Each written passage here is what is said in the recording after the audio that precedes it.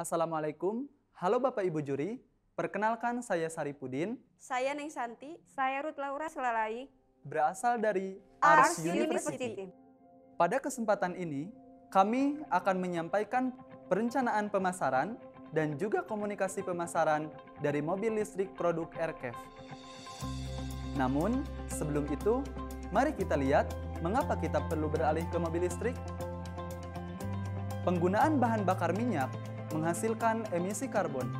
Kontribusi emisi karbon terhadap polusi di udara sudah cukup mengkhawatirkan. Hal ini tentunya berdampak buruk pada kesehatan manusia dan lingkungan. Jika dibiarkan terus-menerus, emisi karbon juga bisa mengakibatkan suhu udara meningkat dan menyebabkan pemanasan global. Oleh karena itu, perlu upaya mencegah pemakaian emisi karbon yang berlebihan untuk keberlangsungan hidup yang lebih baik. Nah, penggunaan electric vehicle atau mobil listrik merupakan salah satu yang dapat dilakukan dalam upaya pengurangan emisi karbon serta penggunaan minyak dan gas. Aircaf sendiri, yaitu Research Center for Advanced Vehicle dari UI, telah mempunyai prototipe bus listrik hasil konversi, mobil listrik konversi, dan yang terbaru adalah pengembangan bus full elektrik atau yang bukan konversi. Aircaf dan partnernya juga akan memproduksi mobil full elektrik yang perlu dipasarkan dengan target keluarga atau individu kelas menengah atas. Sebelum merancang strategi pemasarannya, mari kita lihat beberapa hasil riset dan referensi yang terkait. Seperti disampaikan oleh Rianto dan kawan-kawan dari FEB UI pada Januari 2020, mobil listrik mempunyai biaya operasional yang lebih rendah dari mobil berbahan bakar minyak. Di sisi lain, harga dari mobil listrik lebih mahal dari harga mobil ber-BBM. Namun demikian, apabila penggunaan mobil mencapai 25.000 km per tahun, maka secara keseluruhan, biaya dari mobil listrik akan lebih murah dibanding mobil berbahan bakar minyak. Jadi, kos atau biaya menjadi salah satu faktor penting untuk diperhitungkan. Selain itu, kita juga perlu melihat ekosistem mobil listrik ini secara lengkap, mulai dari produksi baterai, produksi mobil, infrastruktur jaringan listrik, serta penyediaan stasiun pengisian baterai atau charging station. Selanjutnya, peran pemerintah. Pemerintah sendiri telah menerbitkan Perpres nomor 55 tahun 2019 tentang percepatan program kendaraan bermotor listrik berbasis baterai atau baterai electric vehicle untuk transportasi jalan. Dalam peta jalan kendaraan listrik Indonesia yang dikeluarkan, pemerintah telah merencanakan pembangunan stasiun pengisian kendaraan listrik umum atau SPKLU secara bertahap sejumlah 572 di tahun 2021 sampai 31.000 lebih di tahun 2030. Dan juga stasiun penukaran baterai kendaraan listrik umum mulai dari 3.000 SPBKLU di tahun 2021 sampai 67.000 di tahun 2030. Selain itu, berikut kebijakan di beberapa negara yang dapat dijadikan referensi untuk kebijakan yang nantinya akan dapat ditetapkan di Indonesia. Di Cina, untuk kepemilikan mobil bahan bakar minyak sudah banyak sehingga ada larangan membeli mobil tersebut atau setidaknya dipersulit untuk memiliki kendaraan mobil penggerak bensin. Sedangkan di Tiongkok, ada juga kebijakan apabila Anda membeli mobil electric vehicle dengan kecepatan maksimum tidak melebihi 60 km per jam, tidak perlu dilengkapi dengan surat apapun termasuk tidak perlu membayar pajak. Begitu juga dengan Amerika dan Eropa, mereka memiliki kebijakan untuk menghilangkan pajak kendaraan bermotor atau bahkan mendapatkan subsidi potongan harga yang diberikan atas kerjasama kesepakatan antara swasta produsen electric vehicle dengan pemerintah. Di Norwegia, ada kebijakan yang terdiri dari pajak kendaraan untuk mesin pembakar dan mensubsidi kendaraan listrik. Untuk mendorong penggunaan electric vehicle, pemerintah Indonesia dalam hal ini, Menteri Keuangan dan Menteri Perdagangan berperan dalam hal pembentukan kebijakan baru dan pemberian subsidi pada produk electric vehicle.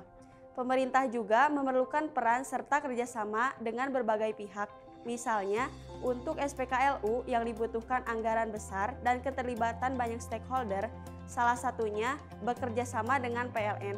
dalam menyuplai tenaga listrik, yang mana PLN telah menandatangani 20 MOU dengan mitra strategis baik pihak swasta maupun BUMN dan kementerian untuk bersinergi membangun ekosistem kendaraan listrik. Selanjutnya, kita akan masuk ke perencanaan pemasaran. Pemasaran merupakan suatu bentuk umum dari sebuah keterkaitan proses tata kelola dengan arah tujuan untuk mengembangkan strategi bisnis dalam memperoleh pencapaian yang maksimal.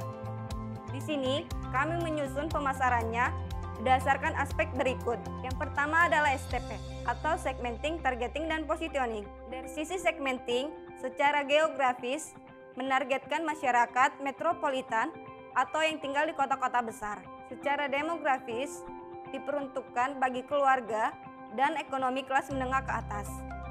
Secara psikografis, diperuntukkan bagi individu yang peduli terhadap lingkungan dan memiliki gaya hidup sehat. Dari sisi targeting, menargetkan pada pasar keluarga dengan ekonomi kelas menengah ke atas yang peduli terhadap lingkungan. Dari sisi positioning, menempatkan Aircraft menjadi produsen kendaraan bertenaga listrik yang terjangkau di pasaran, guna mempercepat transisi dari kendaraan bensin ke tenaga listrik.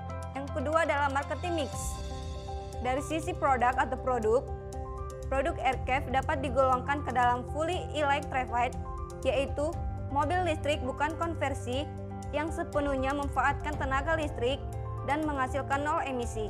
Dari sisi place atau tempat, produk Aircraft dapat ditemui di pusat produksinya atau di event-event tertentu seperti pameran otomotif.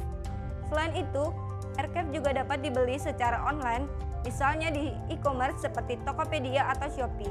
Dari sisi price atau harga, kisaran harga mobil listrik di pasaran umumnya lebih dari 400 juta rupiah. Dengan menargetkan pasar pada kelas ekonomi menengah ke atas, Aircraft menawarkan harga setara dengan Toyota Innova. Dan dalam hal ini, Aircraft dapat lebih menekankan harga produknya agar dapat dijangkau konsumen.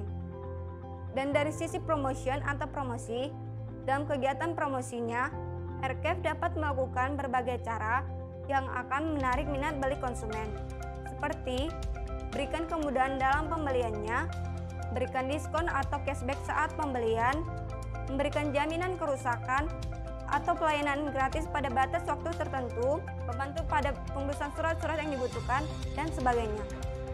Dan akhirnya kami usulkan komunikasi pemasaran terintegrasi sebagai berikut. Pertama, adalah melakukan promosi secara offline, seperti word of mouth, menyebarkan brosur atau poster, dan sebagainya. Kedua, melakukan digital marketing, seperti pengiklanan media sosial, misalnya di YouTube, Facebook, Instagram, dan sebagainya. Ketiga, melalui event and experience, misalnya pameran otomotif, kompetisi otomotif, test drive, dan sebagainya. Keempat, adalah personal selling, misalnya dengan sistem affiliate kepada individu yang peduli terhadap lingkungan dan memiliki gaya hidup sehat. Kelima, adalah promosi public relation, seperti menjalin hubungan baik dengan berbagai pihak termasuk pemerintah sebagai penentu kebijakan, seperti menempatkan di tempat-tempat wisata, menjadikan Aircraft kendaraan yang dapat digunakan di tempat-tempat wisata tersebut atau menjadi kendaraan sewaan. Di instansi atau perusahaan milik negara, menjadikan Aircraft sebagai mobil dinas atau mengharuskan penggunaan mobil tersebut bagi pejabat pemerintahan. Di bandara, menjadikan Aircraft sebagai mobil pengantar dari dan ke terminal keberangkatan pesawat, menjadikan Aircraft sebagai mobil travel khusus ke bandara yang dapat secara langsung mengantar penumpang langsung ke terminal keberangkatan pesawat. Di hotel, menjadikan Aircraft sebagai kendaraan pengantar atau dijadikan mobil sewaan bagi yang menginap di hotel, dan sebagainya. Terakhir, dan yang paling penting, message yang dikomunikasikan adalah mobil listrik Aircraft hemat dan keren untuk lingkungan Indonesia yang lebih sehat. Terima kasih banyak atas perhatian para juri semuanya.